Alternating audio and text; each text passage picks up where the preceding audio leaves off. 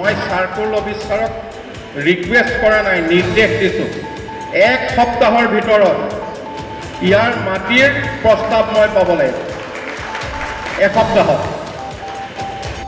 নগাঁৱৰ ঢিং মহাবিদ্যালয়ৰ সভামঞ্চতেই ৰাজচক্ৰ বিষয়াক ধমক মন্ত্ৰী কেশৱ মহন্তৰ। 7 দিনৰ সময়সীমা বান্ধি দিলে চক্ৰ বিষয়াক। নগাঁৱৰ ঢিং মহাবিদ্যালয়ৰ সভামঞ্চতেই ৰাজচক্ৰ বিষয়াক ধমক মন্ত্ৰী কেশৱ মহন্তৰ। 1965 চনতেই নগাঁও জিলাৰ উত্তৰ পশ্চিম অঞ্চলত প্ৰতিষ্ঠা লাভ কৰা উচ্চ শিক্ষানুষ্ঠান নগাঁৱৰ ঢিং মহাবিদ্যালয়খনৰ 75 বিঘা ভূমি আজিও মহাবিদ্যালয়ৰ নামত আবণ্টন পোৱা নাই আৰু তাতেই খৰ্গহস্ত মন্ত্ৰী কেশৱ মহন্ত। মঞ্চতে চক্ৰ বিষয়া সৌৰভ কুমাৰ দাসক উদ্দেশ্যি কঠোৰ সকিয়নি।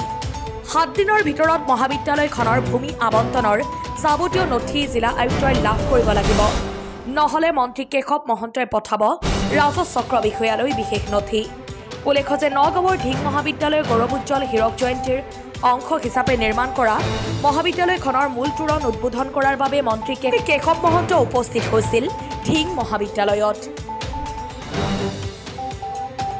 অনুষ্ঠানত মন্ত্ৰী কেশৱ মহন্তৰ লগতে উপস্থিত আছিল বিধায়ক ৰূপক শৰ্মা আৰু জিলা আয়ুক্ত দেৱাশিষ শৰ্মা। ইপিনে অলপতে অগপৰ সাংগঠনিক দিশৰ ওপৰত শিৱসাগৰৰ বিধায়ক অখিল গগৈয়ে অগপক বিজেপি আগন্তুক বিধানসভা নিৰ্বাচন 9খন আসন এৰি দিব বুলি কৰা মন্তব্যৰ বিষয়ে সাংবাদিকে কৰা এক প্ৰশ্নৰ উত্তৰত মন্ত্ৰী কেশৱ মহন্তই কয় যে অখিল গগৈৰ কথাত আমি আগবাঢ়িব লগা একো নাই।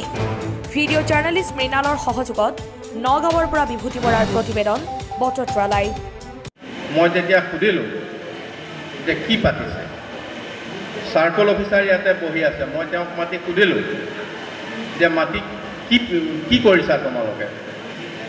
বোলে এতিয়ালৈকে একো কৰা নাই। একো নাই কৰা মানে যে এইটো ভিজিআৰ মাটি, ইয়াৰ সলনি মাটি নিদিলে এই মাটিটো দিব নোৱাৰে।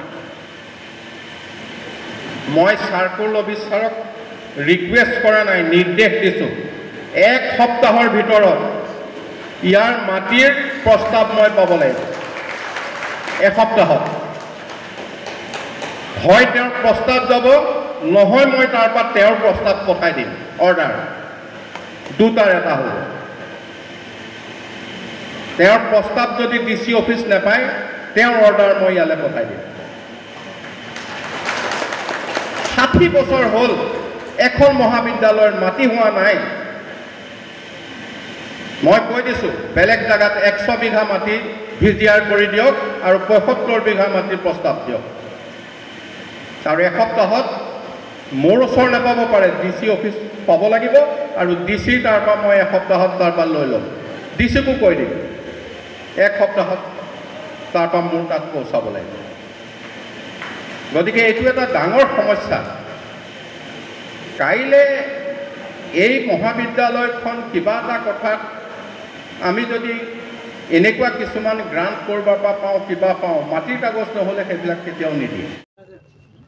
অসম গণ পৰিষদ দলৰ সাংগঠনিক স্থিতি যোৱা পঞ্চায়ত নিৰ্বাচনত যথেষ্টখিনি শক্তিশালী হৈছে আৰু যথেষ্টখিনি আমাৰ ৱাৰ্ড মেম্বাৰ আৰু আঞ্চলিক পঞ্চায়তৰ সদস্য, তাৰপিছত পঞ্চায়তৰ সভাপতি, জিলা পৰিষদ যথেষ্টখিনি নিৰ্বাচিত হৈছে আৰু আপোনালোকে দেখিছে সকলো সমষ্টিতে লাহে লাহে জাগৰণ হৈছে।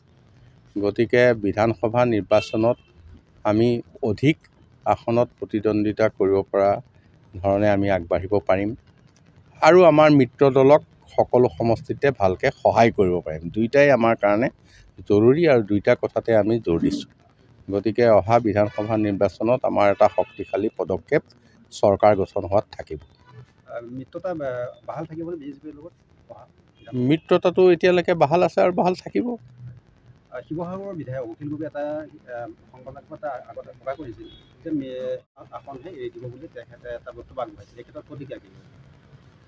তেখেতে কোনটো দলৰ পৰা কৈছে এইটো কথা? NDAৰ কিবা তেওঁলোকৰ অধ্যক্ষ নেকি?